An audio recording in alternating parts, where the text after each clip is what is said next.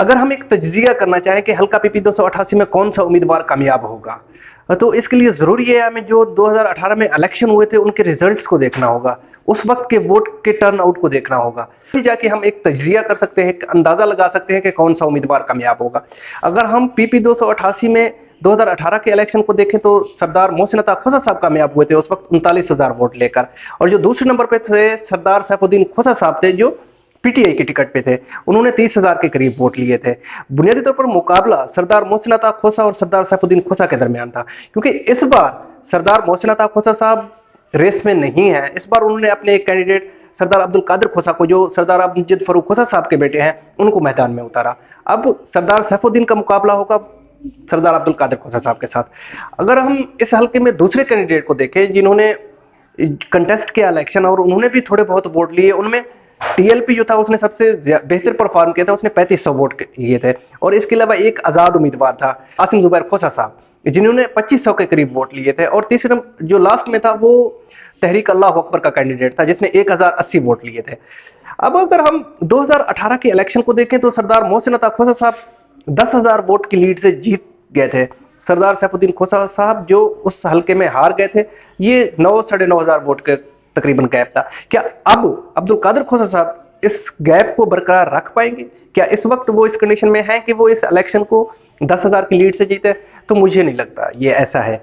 वो इसलिए क्योंकि जो 2018 के इलेक्शन थे उसमें सरदार मोहसिन अता खोसा साहब को दो अहम शख्सियात थे जिनकी सपोर्ट हासिल थी इस हल्के में।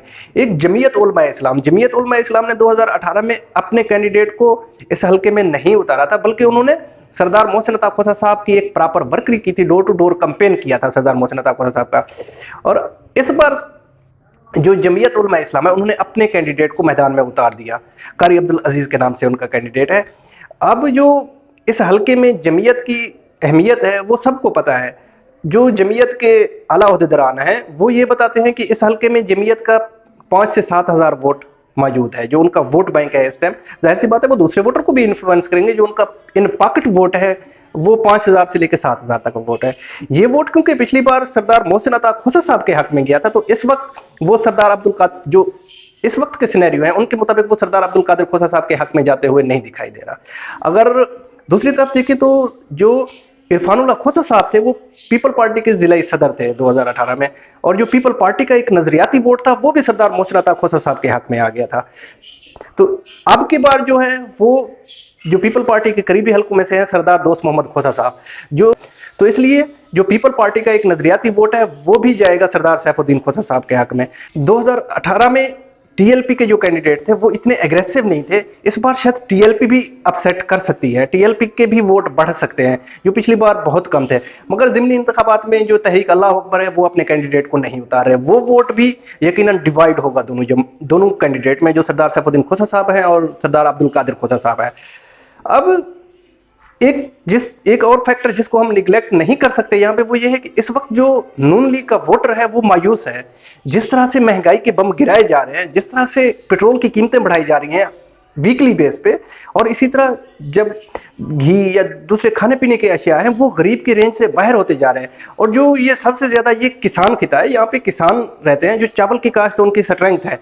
मगर जो इस वक्त की हुकूमत है उन्होंने इस किसानों के हक पे एक डाका डाला है जनूबी पंजाब के पानी को बंद करके। चावल की फसल अगर नहीं होगी तो ये किसान सरवाइव नहीं कर पाएंगे और मुल्क में भी कोई चीज अपनी कंट्रीब्यूशन उस तरह से नहीं कर पाएंगे जिस तरह माजी में करते थे। तो इस वजह से जो एक खास हल्का है वो डिस्टर्ब है नून लीग की हुकूमत से, महंगाई की वजह से, चावल की फसल की वजह से। तो ये नून लीग का भी वोटर होगा तो वो सोचेगा वोट देने से पहले। और दूसरी तरफ अगर हम पीटीआई को देखें तो उसके पास बहुत सारे प्लस पॉइंट है हुकूमत में भी। तो उन्होंने जिस तरह से इमरान खान को निकाला गया था, तो उसके बाद ये पीटीआई का वर्कर निहायत एग्रेशन में है और फुली चार्ज है। जिस तरह से इमरान खान ने अपने क्राउड को एंगेज किया हुआ है, तो उसके बाद नहीं लगता कि पीटीआई का वोटर एक इधर उधर होगा। और दूसरी तरफ अगर देखें तो नून लीग की जो आला क़यादत है वो इस पर चुप है, वो उस तरह से इलेक्शन कैंपेन को लेके चल नहीं रहा। उसकी वजूहात एक ही हो सकता है, क्योंकि ये जो अराकीन मुनहरिफ हुए थे वो इनके कैंपेन को उस तरह से नहीं लेके चलना चाहते जिस तरह से वो अपने कैंपेन को, अपने जो उनके वर्कर हैं, जो उनके नजरियाती वर्कर हैं, उनके कैंपेन को लेके चलते।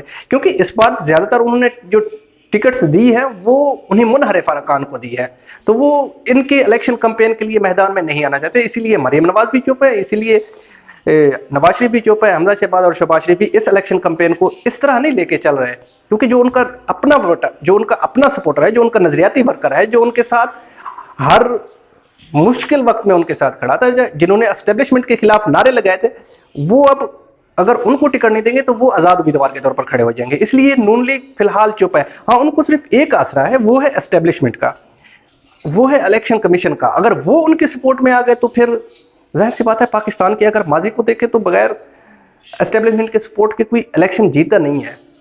तो इस बार जो बज़ाहिर जो फैक्टर नजर आ रहे हैं उनमें तो सरदार सैफुद्दीन खोसा साहब बेहतर नजर आ रहे हैं, जीतते हुए नजर आ रहे हैं। बाकी जब नतायज आएंगे तभी कंफर्म होगा कि एक्चुअली हुआ क्या है। इस वक्त मुझे इजाजत दीजिएगा। Thank you, Allah Hafiz.